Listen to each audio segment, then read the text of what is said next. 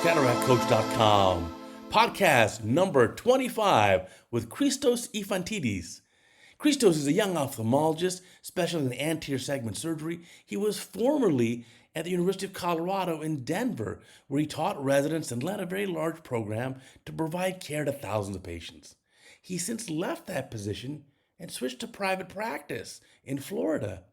What were the reasons behind that? What was the transition like? How does he compare the academic world to the private practice world? And can you continue doing research and innovating if you're in the private practice world? Is it any different compared to the academic world? He shares all the great information. Check it out.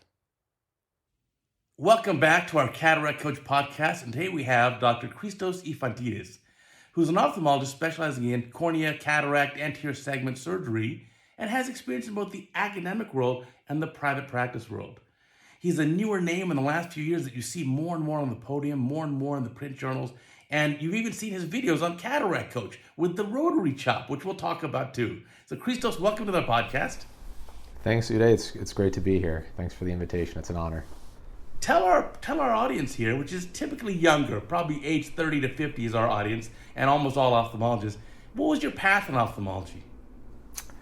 That's a great question, and you're right. I mean, I remember starting to listen to Cataract Coach when I was in training. So for all the young folks out there, I think you're doing the right thing by tuning in to this wonderful resource. I actually didn't think I was going to do ophthalmology until the very end of my third year of medical school. I was really totally gung-ho about vascular surgery. I had worked in a vascular surgery lab. I love vascular biology, and then a person who worked in my lab decided to become an ophthalmologist. Darren Goldman is his name. I still owe him credit for steering me in the right path. But he said, just try this elective. It's not mandated. Nobody really knows about ophthalmology. Just try it out. And I instantly fell in love. I mean, the surgeries were elegant. The eye is an organ that's like a sentinel organ that tells us diseases all over the body. And so I totally switched my plans. It was nuts. So I, embarrassingly, I'm on. This Darren Goldman, is this a retina specialist in Florida? Yeah. He was my resident. Oh, that's right. Yeah. I used to hold his hands and teach him. He's an amazing person. I love him. Yeah. What a small world. Yeah, that is a small world. That's right. He went to UCLA. That's great. He was a really big force in that decision.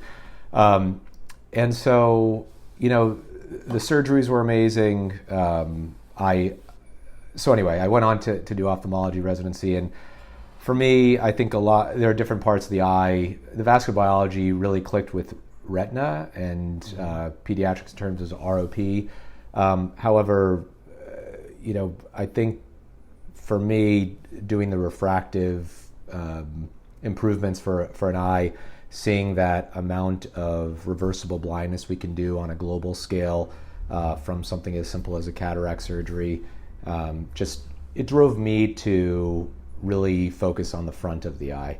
And so that's where my passion was. I did my residency at Mount Sinai. I got to travel to different hospital systems in the Bronx, the VA hospital, Queens at Elmhurst Hospital, which is more languages spoken in that zip code than anywhere else in the world. It really developed my appreciation for all of the eye diseases that we see all over the world. I went on to do a global ophthalmology fellowship with Brad Feldman and learn a lot of anterior segment skills during that fellowship, and then I landed an academic job, like you mentioned, at the University of Colorado in Denver Health specifically, which is a safety net hospital. Tell us about your experience there. So that's a safety net hospital. You worked hard. You saw some really advanced disease. Yeah, just like Elmhurst, this place was, I think 214 languages spoken there on the translator line. Half the time, people coming in with all sorts of crazy pathology, trauma. The hospital itself is a book was written about it called The Knife and Gun Club, and tells you a little bit about it. But it was the first hospital in Colorado, actually, before Colorado even became a state. It was a frontier hospital, Denver General, it used to be called. So it's got a pretty illustrious history of having, I like to joke about it, having a higher rate of people minding their own business. So a lot of trauma there that you see, Sure. whether it's motor vehicle or violence. So got a lot of exposure. I feel like I gathered, the skills that it would have taken 10 years in just a few. So that was a really big learning experience, both from understanding really advanced disease, but also just how organized institutional medicine works, the pros and cons of each of one of those things too. Wow, and you get to work with residents as well? Tons. So, it's one of the things I miss now. Sure. I still talk to my old residents. I see what they're up to. We stay in touch. I'm just excited to see all the great things that they're doing now. But as you know, because you did something similar at the safety net hospitals, that's where a lot of the learning is happening. Right. At the academic institution, typically at the institute, you're just shadowing. At these types of hospitals that we worked at, you end up having the residents develop their style of practice.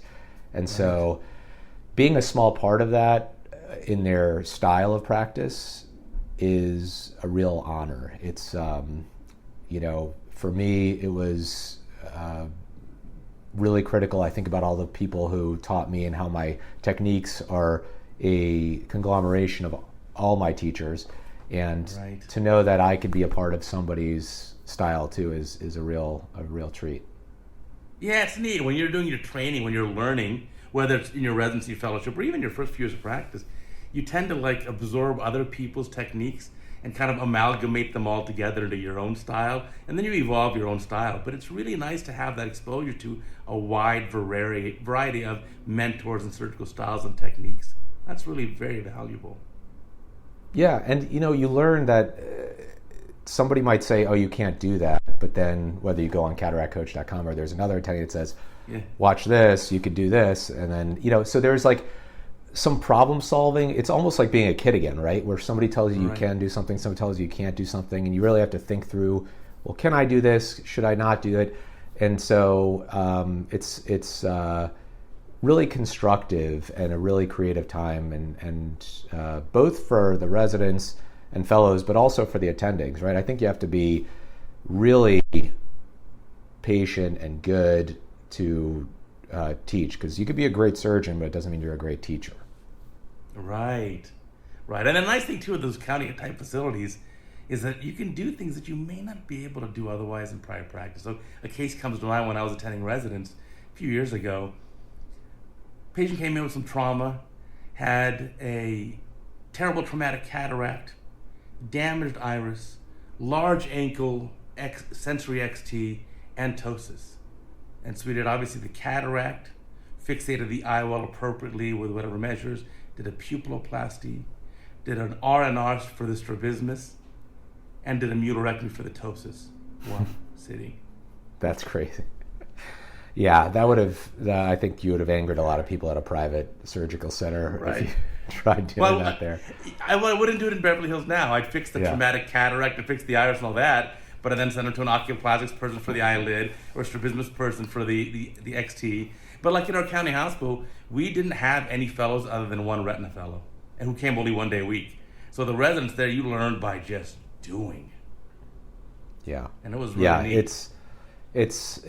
It's so hands-on, whether you're on, they're on call or they're in the OR and clinic with you. They're really developing that style, really feeling like they're the doctors in charge. And that comes with great responsibility too. I think it teaches them that some ownership over patients. What were some of the challenges there, working with the residents, the county hospital? Were you able to overcome any challenges? Oh yeah, I think when there are young attendings that come in, they're always energized, and so I had, there were some retiring physicians, so trying to jazz up some of the stuff was a little bit slower than I had hoped. But I think with when other attendings, Kara Capatina Young joined, I believe, a year after me, and then others followed, Mariam Ahmed and so on and so forth, Jesse Smith, a young group, I think really totally changed the experience for the residency for the better in terms of just having fresh eyes on a system. I think there was some stuff that were really well established and excellent from all the other folks, but then being able to say, no, we're willing to do more cases per day. Don't worry, like we'll stay late, or just being a little bit tougher on the residents on some stuff. It's less laissez-faire about some of the ways clinic was run. So we made a lot of improvements. There's some stuff that you hit an invisible resistance in these institutions where you want to do the right thing. One instance is highlighting, we did this huge program looking at the finances of OR cancellations because we were getting sometimes like 30% cancellations, no-shows. Wow. Couldn't refill the spots, that sort of thing. We highlight how many millions of dollars are lost per year just for eye cases, come up with solutions, and it just doesn't really go anywhere for one reason or another. In private practice, they'd say, oh my God, we're hemorrhaging money. How do we get, transportation for the patients, extra care, whatever. At institutions, you have to go through multiple committee meetings with people who don't do ophthalmology, who are worried about other services too. And quite frankly, I think they're worried about getting promoted. And, it's almost like corporate culture too, where, okay, I'll be here for the next 2 years, and then I'm going to jump to something else to keep going up the ladder. In private practice, it doesn't really work that way as much. So saying, hey, we're losing millions of dollars a year, that, ears perk up, and it just magically gets done. Institutions, it doesn't really work that way. So there are some frustrating things that way, because it all translates into patient care, right? If we're losing 30% of those slots, it just means people are waiting longer to get their surgeries. Of course. And we're sort of spinning our wheels. So figuring out how we can help patients get to surgery. Oh, they missed their ride, this, that, and the other. Those were some of the frustrations that, everybody in institutional medicine has to deal with. I think you're right. I think one of the things for me was I loved the patients, loved the nurses, loved the residents, but some of the bureaucracy and the administrative grief was a little bit too much to deal with. But I do like one point you made, which is bring in young blood. And I think that's an important thing. I did, at this county hospital, the residents, basically all my 30s and all my 40s, and I retired at 52 from it. And I think that brought a great energy to build upon what the previous people did. And I applaud them for the work they did, but try to take it to the next level. And I think now passing the baton on to someone younger than me, significantly younger, to take it to the next level, I think that's the right move, as opposed to me sitting there for another 20 years doing the same thing. So I think bringing that fresh blood in is great. Yeah, you're so right. I mean, I wouldn't call it burnout as much as just focusing on the different things that you want to focus on. And, when you're young and motivated, you can really put a lot of energy into different projects. And I'm just excited to see the new attendings that are there now and some of the old ones that are still there. Just really, I think, create a premier training place for residents. Sure. So a little plug for the University of Colorado for any medical students looking to apply. But I think, you'll be hard pressed to find better training anywhere in the world. Oh, for sure. In fact, two of my former residents, Jameson Ango and Jamie, she went there as well. They did the Cornea Fellowship and absolutely loved it with Rich Davidson and the other Cornea faculty. Rich is the man, yeah. Mike Tiradala. Right. So that's a fantastic program. But what made you leave? Because I'm looking at you now. I don't see too many gray hair. I'm guessing you're still kind of early to mid-30s. That's just the pixelation, man. That's the pixelation. You're pretty young still, right? You're probably early to mid-30s. I'm actually 39. Yeah. You don't look at you don't look at. Wow. Okay, I'll take it. Thanks.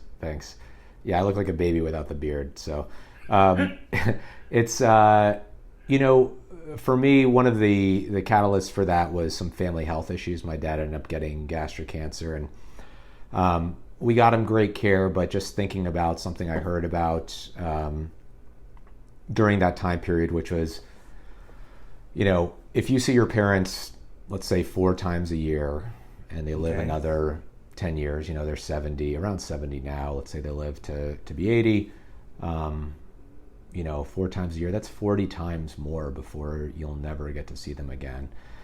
And that really struck a chord with me, especially since the 5-year survival for gastric cancer is not great. And so I thought, you know, there's a lot more that I can do. I've got, you know, I'm pretty young in my career. Let's try out moving closer to home. And when I mean close, I mean 3 minutes from my parents is where Tyson I is. Wow. Wow. So that's right. You joined Toby Tyson in over 20 years. What an amazing guy. That's where I got really lucky, I think, from a career standpoint. Again, you know, I think University of Colorado gave me my start, and then Toby and David Stevens really created an opening for me, knowing that I had a pressing issue at home, and I could not have joined a better practice. I mean, you know, besides getting to see my family, I mean, I've seen my parents 40 times in the last 2 months, probably. You know, I get to go over their house after work. And my brothers moved back here too. So, you know, it's a big Greek family, you know how the Greeks are. So anyway, it's a practice that lets you highlight what you're good at and really run with it. And Toby is, you know, the person I want to emulate. I mean, he's still young and has accomplished so much. I mean, from innovative stuff to working with clinical trials to working with early stage, mid stage, late stage companies. He has been involved with pretty much every big innovation we've had. And he's a killer surgeon. I mean, he's an amazing surgeon, takes great care of patients. And the culture that he's built is phenomenal. I mean, the employees are smiling. The patients are always writing reviews on Google about how the employees are smiling and that they're, you know, the doctors are nice, all this stuff. It really starts with Toby. I mean, he's even-keeled. He treats everybody well. He knows how to, you know, handle stressful situations. And this one, so you know, the hurricane hit here. Sure. And it was, I mean, he's a, you know, a business owner of a big business. He ended up, you know, I remember I just got there and I was like, oh my gosh, what am I going to do? I just got here and the Category 5 hurricane just hit. So we go up on the roof of the clinic and the solar panels had all blown off. And I'm thinking, this is a lot of money lost. And this is a crazy amount of damage. And I looked at him for his response and he just looked around and started laughing. And he's like, can you believe this? Look at this. And yeah, it hurt financially, but the fact that he can let things roll off of him like that. Yeah. Some people would have, you know, had their hands in their hair saying, what are we going to do? What are we going to do? So that amount of being cool, calm, and collective, I think translates throughout the practice. And, you know, David is another example of that. He just became a partner this year. Amazing human as well. I knew him actually when I was a fellow at Wills. He was a resident at Wills. And so I got to interact with him there. But just really fantastic, down-to-earth folks who really want to take good care of patients and treat their employees right. Oh, that's awesome. No, I've known Toby for 20 years. He's just a sweetheart of a guy, too. Yeah, obviously, a killer surgeon for sure, but more importantly, just treats from the heart. Like, you know, every patient he treats, he's going to get the same treatment as if it's his own family member. Absolutely. Absolutely. I've learned a lot from him already. Now, I'm wondering how many times Toby's coming over to your house, though, for some great Greek food. You know, that's a great question. We have an apartment. I should invite him over. I haven't yet, but we go out to dinner a good amount. So that's fantastic.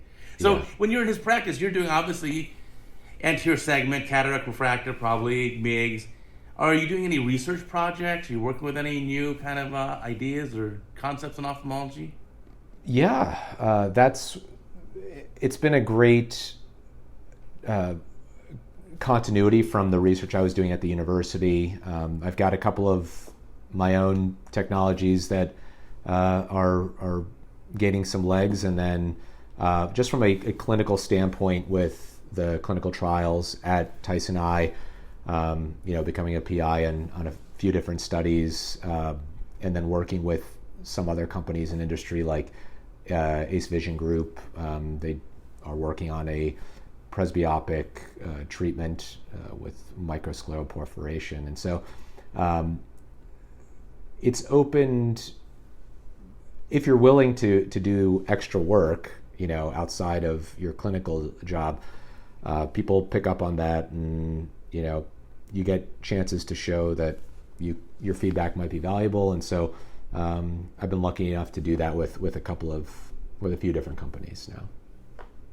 Oh, that's fantastic. Yeah, it's nice to have a hand in the future development of our field and give your input and things that you want. Yeah, I think it's fine to just sort of let people, hand you something and it's already formed, and changing it is so hard because then you have to go through the FDA process and everything. So to have a little bit of input into the development, for me personally, the trade-off is, well, it might not work the right way the first time, but the iterative process of, prototypes and all these other things, to me is exciting because you get to give input into the final product before it's set in stone. Because most surgeons just get something that's set in stone. Right. To be part of something where you are improving the safety or the efficacy, usability, that is, to me, one of the most exciting things. To me, it's more exciting than speaking. It's more exciting than many other things. And so I spend extra energy on that stuff because it's personally fruitful, even if nothing comes of it product-wise. It's just understanding how the process works, and knowing the difficulties. I'm keenly aware of how difficult it is for companies to create a stellar product. And I've only figured that out through understanding the trials and tribulations of my own projects and working with early stage companies to understand how much energy they put into something that may not even work. Yes, for sure. It sounds like you have a real neat setup there. At some point in the future, you could probably start a great fellowship. Cataract refractive anterior segment fellowship, involve the young fellow into obviously a ton of surgery, but also these trials, development of products. That'd be a fantastic fellowship. Maybe your teaching days are still ahead of you. I hope so. I've spoken to David about it. He's an energized guy about something like that. So, I think that's a great idea. How's your patient kind of population, or your let's say your surgical spectrum? How's it different now compared to what it was at the university or at the big Denver hospital? Well, I thought it was going to be a lot different, but it turns out, based on the locations that I go to, it turns out that it's still pretty diverse. So I have an office that I go to that's in East Fort Myers, where it's pretty close to the agricultural area. So I get to get a lot of patients who are non-English speaking, advanced pathology, that sort of thing. But it's interesting because it abuts, the clinic is actually inside of a large private community that's really well-to-do. And so we get a mix of agriculture and these decently well-off folks, which gives me a good wide breadth there. And then in Cape Coral, just some great, all spectrum of the economic classes come through there. I actually grew up in Cape Coral, so I get to, practice and take care of folks. I get to see my friends' parents now, and just did some medical school classmates' parents' surgery. So it is great to feel like I'm taking care of the community that I grew up in. But it's a wide breadth of all spectra, not just, the sort of Naples well-to-do. You get the whole gamut here. So that's been really nice. I still get to do a lot of the crazy cases that I did in Denver here, and yeah, it's been I'm doing like 4 times the amount of surgery as well. Yeah, for sure. A busy place. Florida is a very busy place when it comes to ophthalmology and ocular surgery, for sure. It's special. It's special to be in your hometown. Like, my high school is 6 miles from my clinic. Oh, that's awesome. So it's like, I have the same setup as you. Right. Yeah. Like, I did surgery for a patient recently, and I just recognized them. I'm like, did you live on this street? I'm like, yeah, is your son named this and you have a daughter named this? Yeah, they went to school with me. I used to play with them in 6th grade. Yeah. No, I every day I'm learning about some sort of connection that we had, whether it was where my dad roasted coffee and they came in there, or health food store or whatever. It's such a small, even in big city places, you have that small community feel that if you ask the right questions and you spend a little time talking to the people, you'll realize pretty much everybody the same. That's awesome. So in addition to obviously doing a great practice where you're super busy surgically and seeing a lot of patients, doing a ton of procedures, you're also involved a lot in the podium speaking. I've seen you at multiple meetings now on the podium. I've really enjoyed your lectures. You've obviously submitted videos about your rotary chop, which we can talk about, to CataractCoach, which I thought was very, very innovative. And I've also seen your name in a lot of the print journals. So how do you have time to fit all this in? Well, we don't have kids yet, so that helps. But, I took opportunities and reached out and asked if I could do those types of things early on. One piece of advice for young surgeons, I would say, is just offer your services for things you might want to do and learn when you're young about what you like to do and what you don't like to do. And distributing or getting a message out is a critical component of education. If you develop a new technique and nobody uses it, you're not really helping patients. So for me, the education that comes along with publishing peer-reviewed literature, the trade journal articles, speaking on different topics, what it all boils down to is getting a message out for maybe doing something better or different, or thinking about things in a different light that can push our field forward. So you have to spend the extra time doing it, even if it's not reimbursed, if you believe in that mission, which is pushing forward. Because compared to 30 years ago, it's easy to look back 30 years ago and say, I can't believe they were doing that. Clearly we're better now. They were wrong. I used to ask my residents this question: in 30 years, what do you think people will look back at us and say we were doing wrong now? Most people can't say a single thing. That's a great question. Right? Like, we're thinking we're doing everything the right way, obviously, but we're obviously not. So what are we doing wrong today that in 30 years we'll realize that was how we felt about, the 1990s, which is crazy to think that was 30 years ago. But, Right.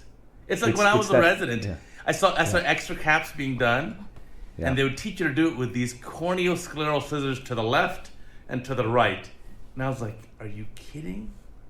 That was so barbaric. And now when you look at, even comparing apples to apples, just look at a modern form of extra cap, MSICS.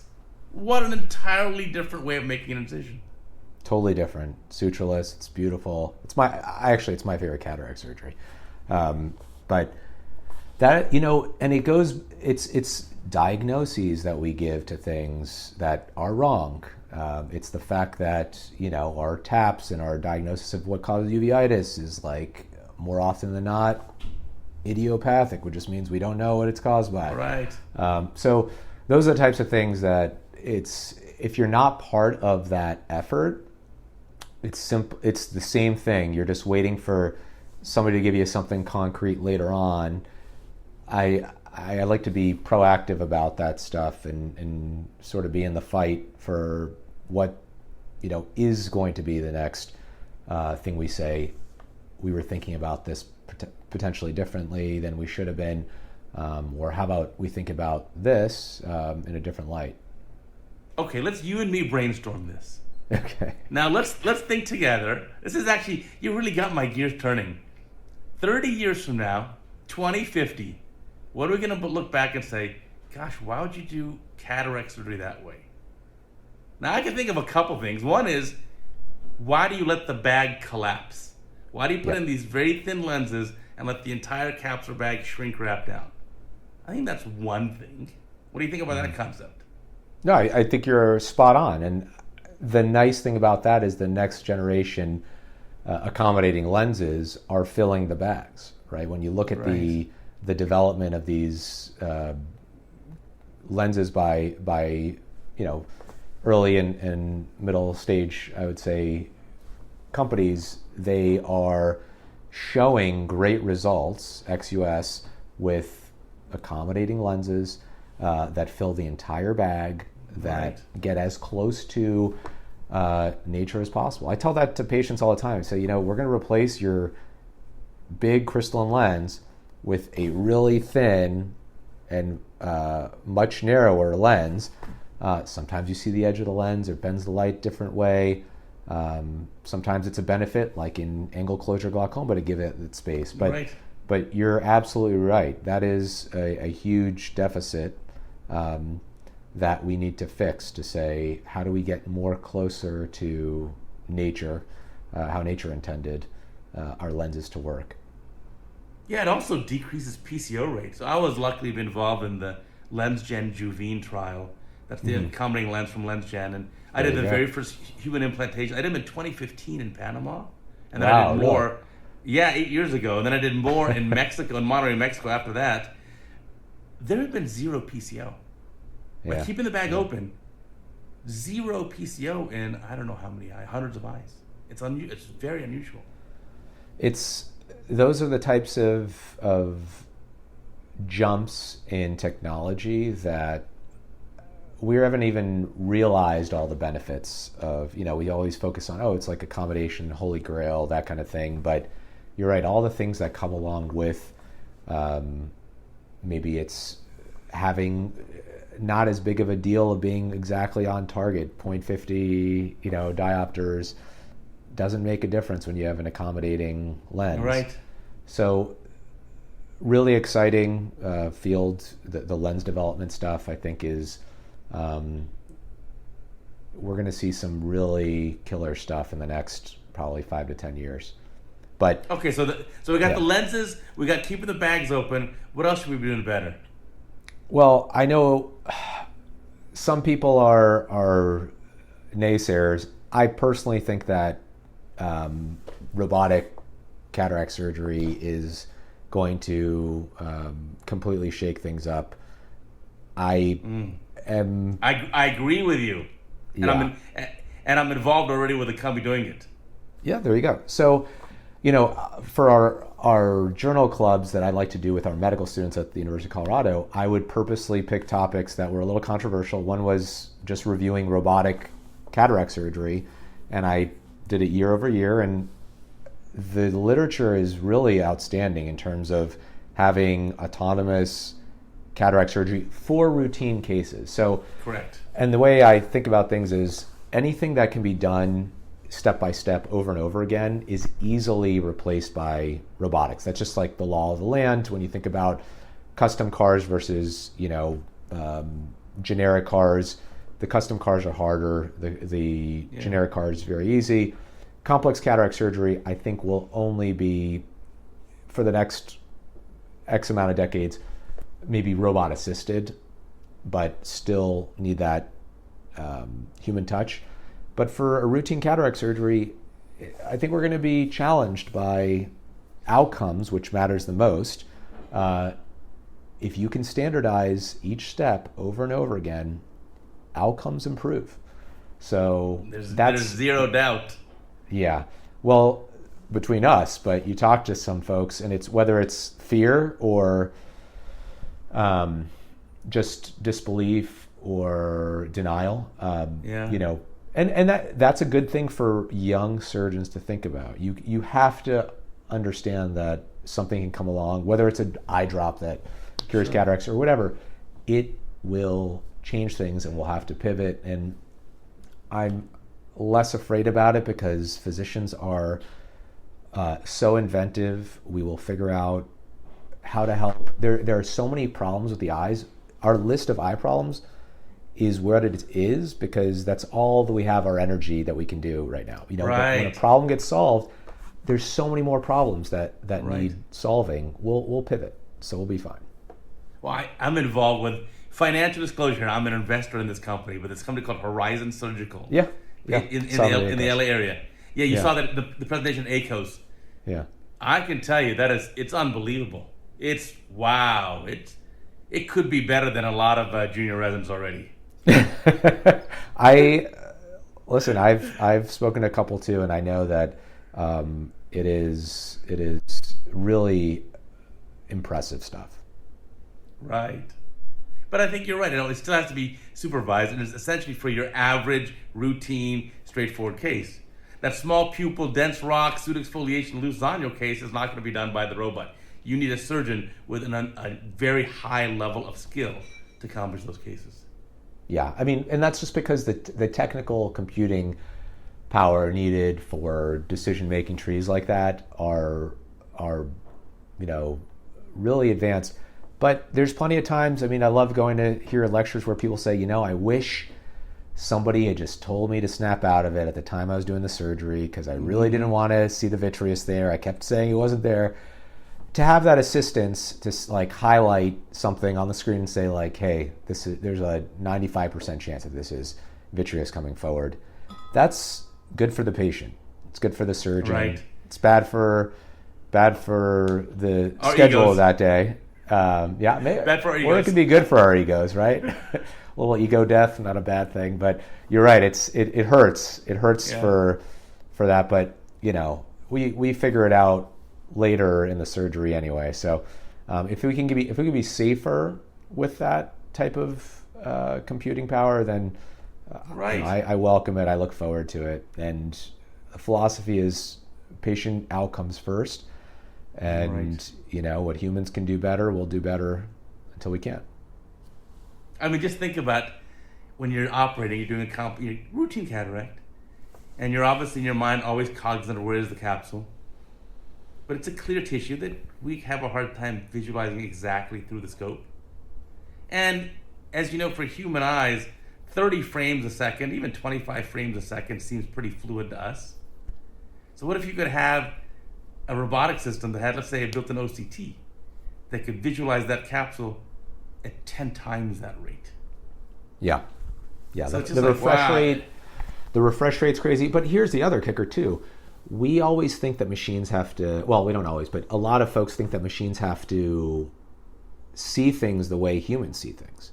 So instead of using a microscope with, visible light spectrum light, we could be using infrared, we could be using B-scan, we could be using all these OCT, different... right? Yeah, OCT, different methodologies to highlight these very delicate structures. There are some companies coming out with some advancements in that visualization, but to be sure, machines are able to break down information in ways that humans are not able to, and vice versa too. So, but we've got our own amazing computers between our ears, right? Our organic, people can knock Neuralink from Elon, but I personally think that's going to be, if you can somehow enhance our organic computers, that's really the only way we're going to be able to compete with supercomputers in the future. So Neuralink is going to give straight AI run for its money, I think.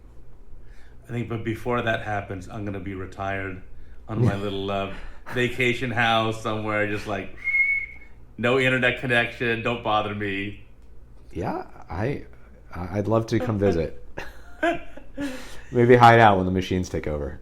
So let's finish brainstorming this. The last part here. Okay, we've talked about I think that we shouldn't collapse the bag. We talked about maybe there'll be a magical drop that'll stop the cataracts. Obviously, we want to have accommodation. What else could we be doing differently for our future cataract surgeries? We'll look back on and say, "Wow, I used to do it that way." So this is a great exercise because I've gone step by step to think about what we can improve on. And for me, I like to decrease variation. When you decrease variation in a system and the noise, you improve the data that comes back, and then you could say, this is how we can improve outcomes. So for me, things like wound creation is a commonly overlooked thing. I know actually CataractCoach.com has a great video on, none of this like tri-bevel, it's, a uniplanar, the right direction, square, good amount of, the architecture that allows for that stuff. But how do we reproduce that over and over and over again? And so maybe offline we can chat about this. But thinking about the steps of cataract surgery, from the incisions that we make to the capsulotomies, because that has reproducibility and disclosure. I work with multiple companies that do different types of capsulotomies. But if you can make it more uniform, standardize it, then you know that the outcome is going to depend more on the variables that are not controlled. So if you can control capsulotomy, it's out of an outcome, you can't say, well, it's because I made the incision pretty anterior this time, right? So thinking about each step of a cataract surgery, if we just look at our own, we say, how is this automated? How is this reproducible? That's why there's a lot of arguments for spending the extra money on products that can really give you consistent results and then narrow down the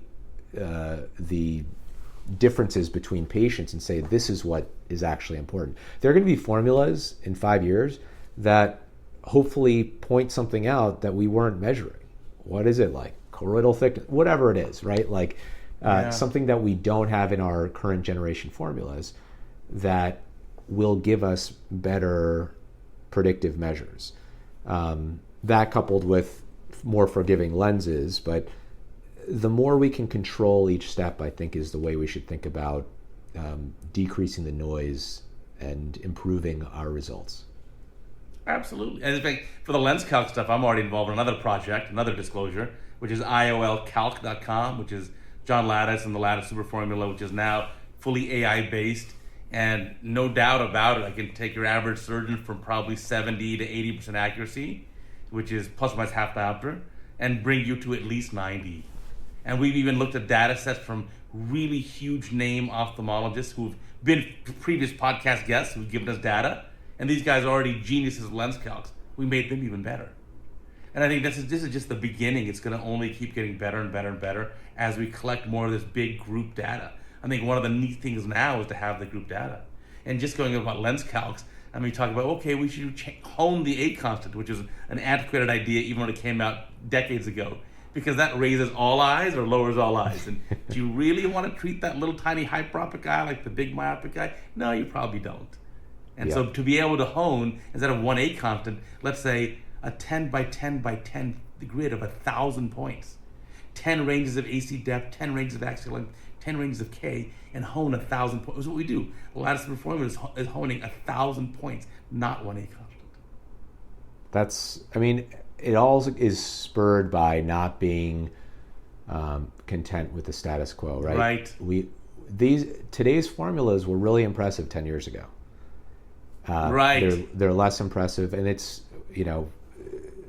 folks like you working on those types of things really push us forward, because we're saying, 95% not great enough. I mean, when I was a resident, a 20/40 or better target after cataract surgery was like, mission accomplished, land on an aircraft carrier. It's a little bit different now, right? Like we say 20/40. What happened? Get an OCT. Right. Let's figure this out. What's the refraction? So, but it's that perfection for our patients. Right. The sleepless nights, not because it all comes back to how do we get better results for our patients. No, for sure. I think that's the smart thing you said early on, is like, just always put the patient first, and then you can't go wrong. You'll obviously want to innovate in that direction. Yeah. You want to make it better next year than this year for that person. All right, now I got to ask. I've been enjoying this podcast with you, and I see two pictures on the wall. I see Ben Franklin and some sort of cartoon character that I kind of recognize but kind of don't. You got to tell me.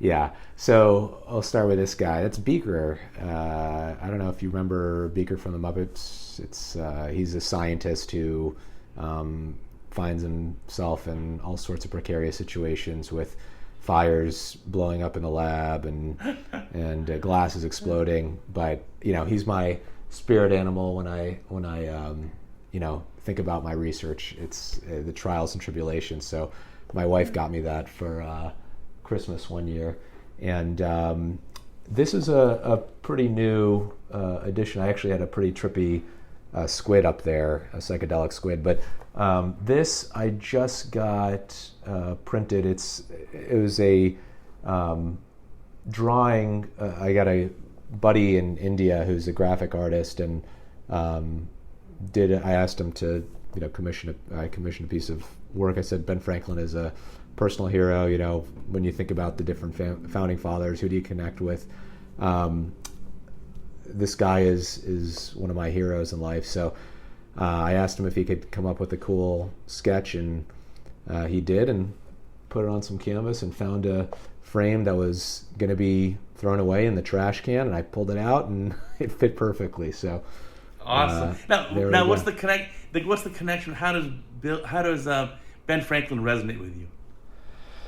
Well, he loved philosophy, number one. I think he read a lot of books and understood how people thought through the ages and how similar we were.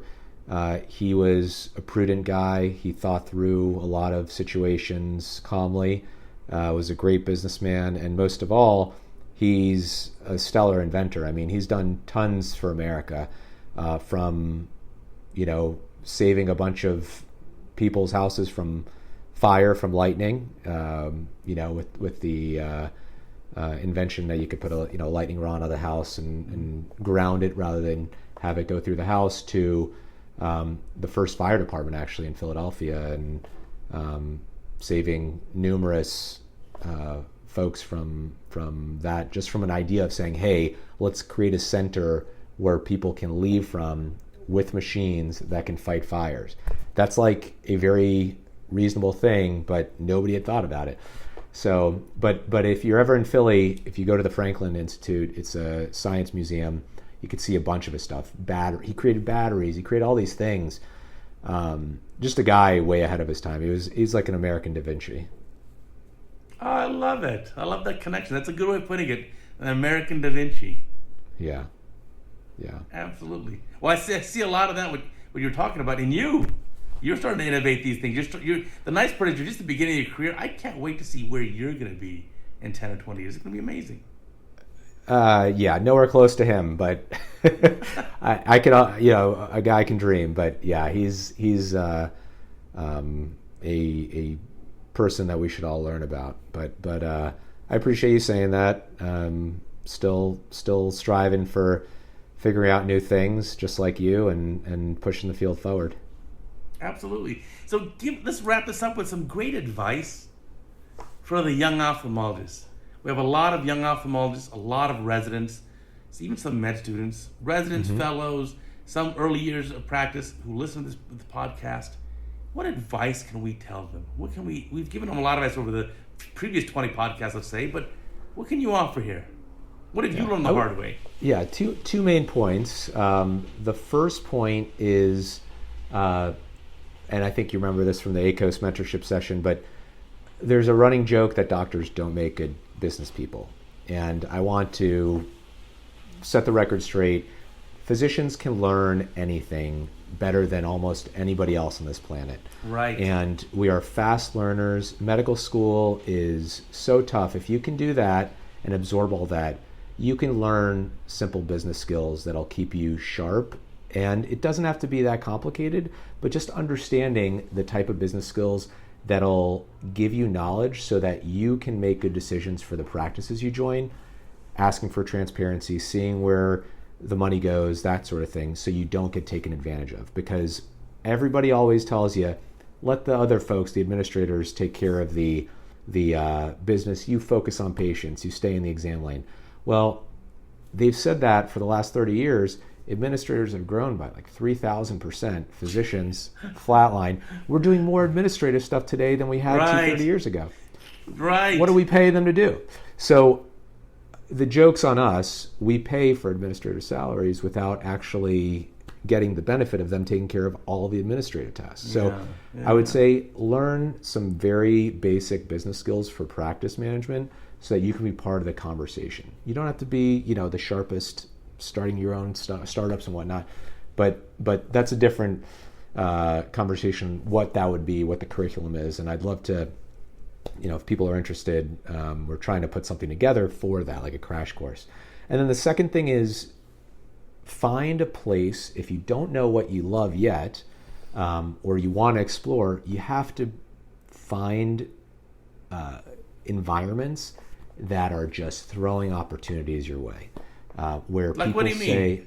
So I mean, like, if you are a medical student, you should go to a residency that gives you opportunities that open doors before you even know what you want to do. So it's hard enough to get into residency, so that's just the top, type of goal. But if you have an inkling of what you want to do, whether it's, I want to do, product development, or I want to just do really good clinical work, you got to find the mentors at those places and get the opportunities to interact with people that'll teach you. In residency, you have to think about fellowship in that way. And in fellowship, we don't always know what we want to do when we grow up. And we're still trying to figure it out, right? I'm sure you're trying new things out, and so am I, and saying, do I like this or not? But until you really hone in on what you love to do, you need to be in a place that can give you those opportunities, and it doesn't have to be on your home turf. You can reach out to people now and say, hi, I'd like to get involved with your research, your type of research, because that's what I think I want to do later on. And you have to do it well. You're not going to get a good reputation if you take on something and you do a crappy job at it. So make sure you have the time commitment. But just trying stuff and then knowing whether you like it or not, and then pivoting. You don't have to keep doing it, but doing that is really important for your first 5 to 10 years, I think, out of practice, out of training. Wow, those are some really great pearls. Yeah, I mean, Thanks. as a medical student, medical school is intense. Yeah. Especially now. It was easier when I did it. There was less knowledge to know in the same 4 years. Now you've got to learn so much more. Yeah. But at the same time, so you're obviously a fantastic learner already. If you went to medical school, you know how to learn, and you can teach yourself anything. I totally agree with you. That's like, wow, those are such great pearls. And then ability to pivot, or like I say, change gears. It's okay. Give yourself permission. If you're doing something and it's not quite your flavor, pivot to something else. Change the gears. Absolutely right. I'm shocked at how many young people think that they're locked into something. And it's like, you're even if you lived for another year, wouldn't you rather have pivoted? And if you live for another 50 years, you're getting on the right track now, to worry. Yeah. I want my dad to get his college degree, and he's, in his 70s. He thinks it's a little silly, and I'm thinking, why not? It's never too late to start, afresh. And I think there was a German philosopher who said something like, a man, this is old time, so a man or a woman now, but a man, even with his last breath, can start anew. I'm paraphrasing, but, it's true. It just means you can have a fresh start, or you can do something different than what you're doing. You are not trapped. We just get pressured into thinking we have this, and then I have to do this, and then I have to do that. And the least happy I've ever been in my life is when I had that mentality. where I wasn't thinking about being able to for pivot. sure. You know, For sure, when you feel like you're locked in, that's the worst. Locked in, or you put too much effort into something, and it's, you know, spend your energy on the stuff that you think is going to make you learn more, be happier in the long term. Oh, that is such great advice. Yeah, and then remember, the pivoting and the gear changing is not a one-time thing, or even two. It's actually throughout your career. I am doing it now. Right? By stopping resident teaching and now doing more in projects or whatever. And the other thing you had a great point too is it's never too late. Like I started CataractCoach in my late 40s. And I was like, you know how I started it? One video at a time. And this October will be 2,000 days in a row. That's so crazy. When you told me you do like a video a day, it's like every day. That's crazy. It's crazy. The amount of love and energy put into it. I mean, it pays huge dividends. I mean, I've talked to people all around the world who watch it, you know, and have gained a lot from it. So what you've contributed to the community is really unmatched from an education standpoint. Oh, thank you. I'm honored. It's almost selfish. I learned so much by doing it. I get 5 to 10 videos sent to me every day. I watch every one of them. So the sad part is I don't actually watch Netflix or Amazon or HBO. I actually watch probably 30 to 60 minutes of iVideos a day. Yeah, that's you're the cloud. That's where people are sending their videos, to the cloud. You're the cloud. You're the all-knowing cataract coach. No, we're continuing. But what an incredible conversation. I learned so much from you. I'm going to post the question here for our viewers to reply in the comment section below. What is it that 25, 30 years from now we'll look back and say, whoa, why would you do that for cataract surgery?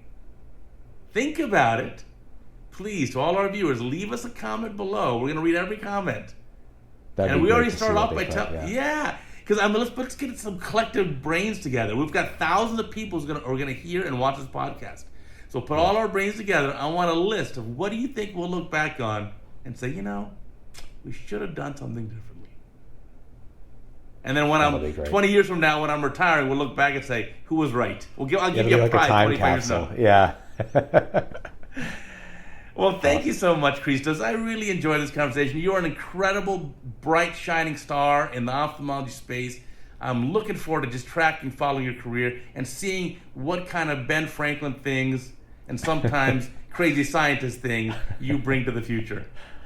Thanks, Uday. Well, you know, it's mentors and friends like you that have, through the last few years, have really motivated me to keep going. So it means a lot to be invited. It's an honor, and keep doing what you're doing because you're helping thousands and thousands of surgeons. So I'm just glad I could be a small part of it. Thank you so much. And I want to remind our audience, remember, new podcast every single Sunday on here, YouTube, on Cataract Coach, on Apple, Spotify, Amazon, Google, wherever you find your podcast, every Sunday. Check it out. Thank you for enjoying that podcast with me and Cristos Ifantides. What an amazing young ophthalmologist. We're going to see more and more of him on the podium and in the development of products in our field. And I hope that you got some great pearls that you can apply to your own daily life and to improve your own practice. Please remember to send me an email or a note. Let me know who would you like to have as the next guest. You can even leave a comment below in the video, and we'll get those arranged for you in the next few episodes.